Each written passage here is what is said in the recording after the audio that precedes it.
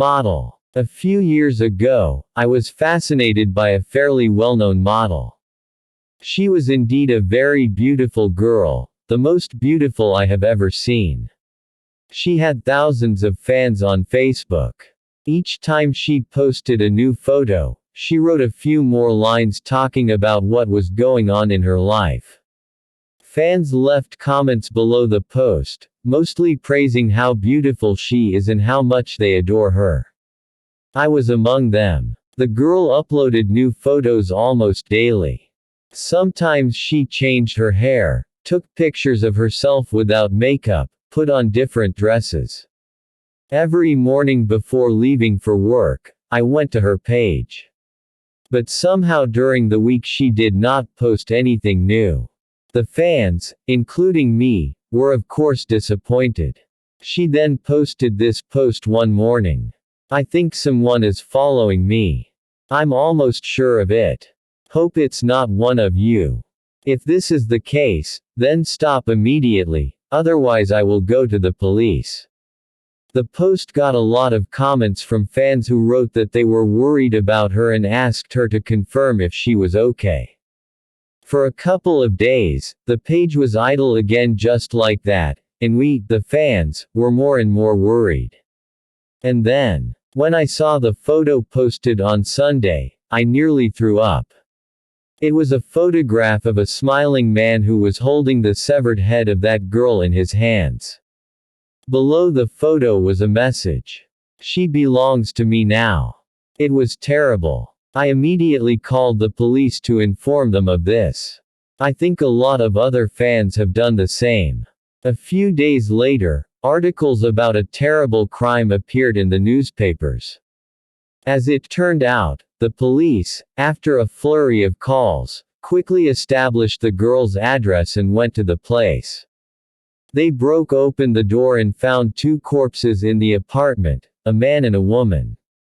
The heads of both were separated from the body. The police were confused. They knew who killed the model, but it was completely unclear who killed her killer. The case was never solved. I would like Katya. My husband and I are avid internet users, therefore, having entered a new apartment, we immediately connected a landline phone and the internet. The phone rang the very first night after midnight. We didn't sleep, we watched a movie, so we answered very quickly. The husband picked up the phone. For 2 minutes he stood in silence with a long face, and then he beckoned me with his hand and let me listen. Crackling and hissing came from the tube, and somewhere very far away a male voice was saying something in a monotone. Because of extraneous noise, it was difficult to make out speech. The only thing I caught was something about Maxim, about how it's good there, and about some kind of Katya. Our invisible interlocutor emphasized the female name with intonation, demandingly repeating several times, Katya, Katya. I would like Katya. Pass it on to Kate. Strange. Probably, they made a mistake with the number, the husband said and hung up. This incident, most likely, would not even be remembered by us if the call had not been repeated a couple of days later.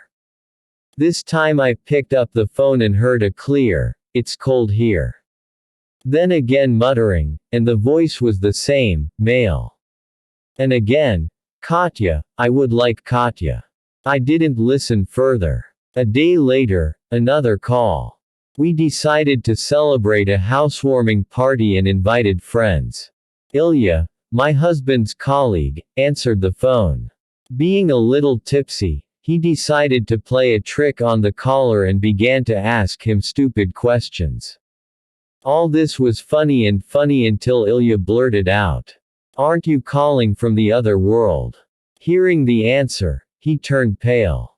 "From where you will all be, Ilya," the caller said in the same monotone. "Idiot." Our friend scolded. "And how does he know my name?"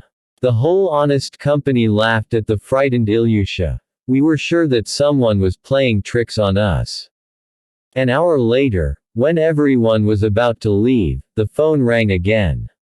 Galya, my cousin, picked up the phone. She was closest to the device. "There is no Katya here. Don't call here again," she said. Silence hung in the corridor. My sister stood with a receiver, from which a fading voice was heard, and on the floor lay a telephone cord. Someone accidentally pulled it out, apparently catching his foot. The voice gradually subsided, and then silence hung in the receiver. Our guests were blown away by the wind. The calls stopped after that. The caller must have despaired of finding his Katya using our number. My husband and I, remembering what happened, every time we ask ourselves the question, who did call us? And, most importantly, from where? Online dating. In the winter of 2006, the next winter session began. I took a leave of absence from work and began to go to my polytechnic school, to pass tests, exams and bribes with grief in half. One evening I was surfing the internet, and at 2 o'clock in the morning a new contact knocked on ICQ with a request to be added. He added, greeted, it turned out to be some kind of girl. We talked. She was very smart and interesting. Then, during the session, I got in touch with her 5 more times, texting all night long. When the session was over and I went to work, communication by itself disappeared. For a long time I was not in ICQ, and now, at the end of May, I was finally online and crossed paths with her. We talked. During the conversation she invited me to visit. She lived in another city, 40 kilometers from mine. Without thinking twice, I accepted the invitation and the next day I went by train to visit her. After wandering around the streets for a short time, I went out to the right street, found her house, entrance, went up to the 4th floor. The door of the apartment I needed was burnt and charred. It was strange. The call button was also melted and did not work. My knock on the door disturbed the neighbor opposite. "Why are you breaking? Do not you see, the apartment is empty?" She called out rudely, poking her head through the doorway. "I'm looking for one person at this address." I awkwardly tried to justify myself.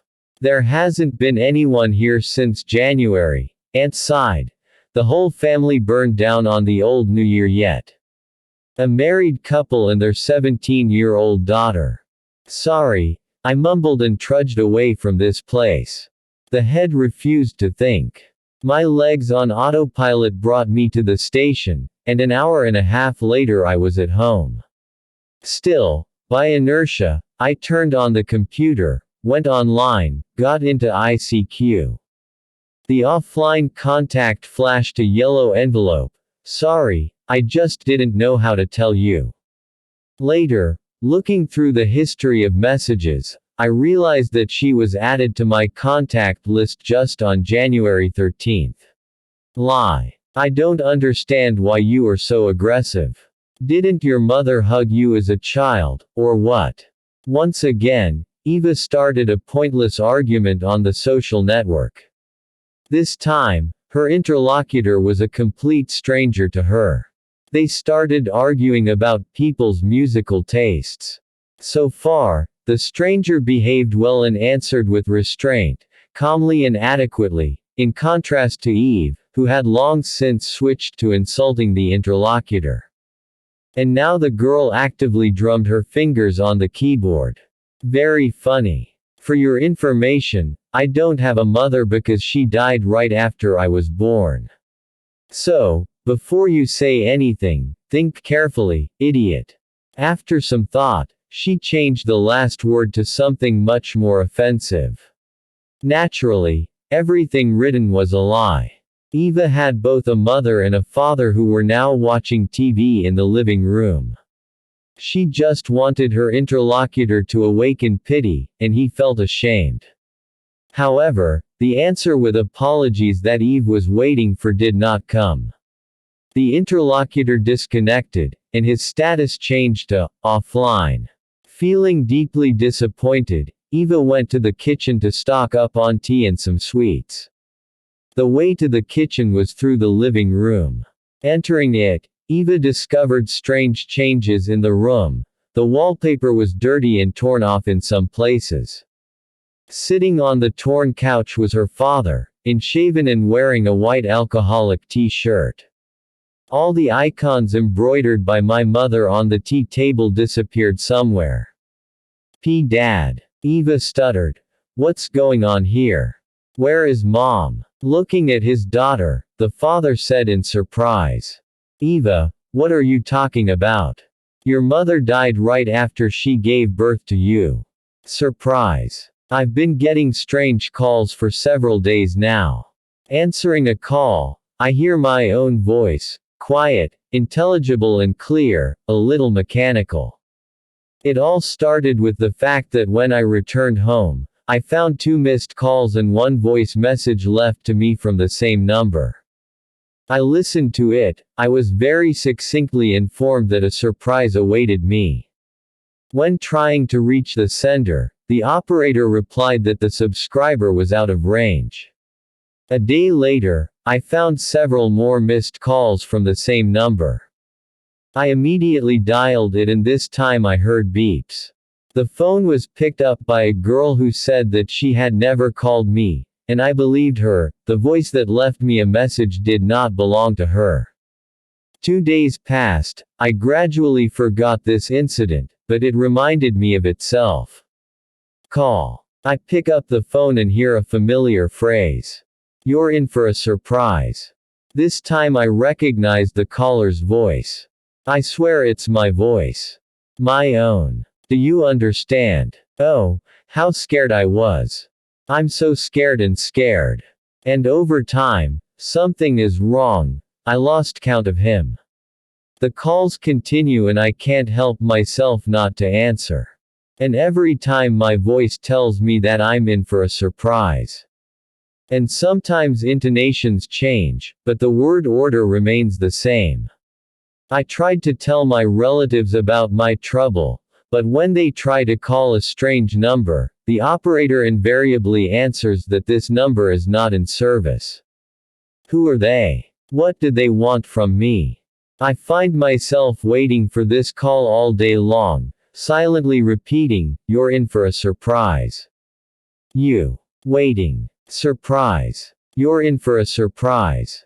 Me. Waiting. Surprise. This caller should not talk to you. A few weeks ago my grandmother died. Her death left, above all, a great sense of resentment. Cancer, fuck him. The most vile disease in the world has devoured one of the most valuable people for me, a woman, albeit elderly, but still far from decrepitude, active, cheerful, hardworking, intelligent. My grandmother and I were very close, so I can say that I still have not recovered. But what happened to me 3 days ago cannot be explained by depression. I was walking down the street from the subway home, and my mobile rang. The screen flashed. Grandma. I shuddered, but quickly got my bearings. Probably, grandfather took my grandmother's phone and did not change the SIM card. I took the call, put the receiver to my ear, and heard my grandmother's voice. Lively, joyful, such as she always had, even during her illness. There was nothing otherworldly about him. Grandmother spoke to me, as if nothing had happened, asking about some stupid things. I froze as if rooted to the spot. People shied away from me. Still, there is a healthy guy and roars like a baby. From my grandmother's words, I understood that where she was calling from, there was no illness, no death, nothing like that. Everything is good there. Grandma, where are you? I was finally able to ask in a broken voice. Yes, at the institute at home. Soon couples begin. Where else should I be? Grandma, don't hang up the phone. I'll be right there. What for? Do not throw. The realization suddenly came that if the call was interrupted, I would not hear my grandmother again, much less see her. I don't know where this idea came from, I was, of course, somewhat out of my mind at the time. Going down the subway is not an option, the signal will be interrupted, and I began to stagger along the road like a zombie, hailing a taxi. He answered inappropriately to the chirping of his grandmother. But then everything stopped. My grandmother's voice disappeared, and instead I heard, how to describe it, something like an answering machine. Like a voice that says, the subscriber is not answering or is temporarily unavailable. Only the voice was not a pleasant female, but a male, very muffled, not terrible, but absolutely mechanical. There was nothing alive in it. This caller must not talk to you. This subscriber should not talk to you, the mechanical voice repeated, and I yelled into the phone like crazy, Grandma. Grandmother. And then with all the dope slammed the mobile on the asphalt. How I got home, I don't remember well, then I slept for almost a day. When I came to my senses, I asked my grandfather where my grandmother's mobile was. From the day of her funeral, he lay, turned off, in the drawer of his desk, and he generally took out the SIM card and put it aside in case one of the out-of-town guests needed it. One thing makes me happy in this story. If I didn't go crazy and really heard what I heard, my grandmother is fine where she is now. P.S. I returned from work completely sober. I took drugs once in my life, it was a very long time ago. I have never had hallucinations in my life, and nothing mystical has ever happened in my life before this incident either. When there is no one to answer the call. It was an ordinary, unremarkable day, and I, glad that I did not have to go to school, was engaged in various household chores. I had to call my grandmother, ask for one recipe. I picked up the phone and dialed her home number. At first, no one answered for a long time, but I have a habit of calling several times in this case. You never know, the person is busy, or does not hear, or simply did not have time to come up. But suddenly, on the third time, after another beep, a characteristic click was heard, which meant that at the other end of the line the phone had been picked up. However, instead of the usual grandmother's, "I'm listening," there was silence in the receiver. "Hello, grandmother." I shouted for about half a minute, but no one answered me. I was about to hang up the phone and try to get through to my cell phone when suddenly I heard a breath coming from the receiver. Distinct, heavy, hoarse. This is how people who suffer from shortness of breath usually breathe, when each breath is given with difficulty. My heart skipped a beat. I cowardly and hastily put the phone down on the hook and rushed to call my grandmother on the cell phone. But he didn't answer either. I thought that, God forbid, my grandmother became ill, and she could not tell me anything. I had no choice but to dial my grandfather's cell phone. He was always at home, and he should have known what was happening with his grandmother. "Grandpa, where are you?" I asked excitedly as he picked up the phone. "Yes, we got to the store here," he replied. "With Grandma." "Yes. And who is at home?" "So nobody, granddaughter, I'm telling you, the two of us left," the grandfather said in surprise. I quickly said goodbye, forgetting what I wanted from my grandmother. And now I sit, trying to figure out what happened. Who could pick up the phone in an empty apartment? I know for a fact that it couldn't be line noise or anything like that. They answered me. Just who? And how do I explain to my old people that it's better for them not to come home today?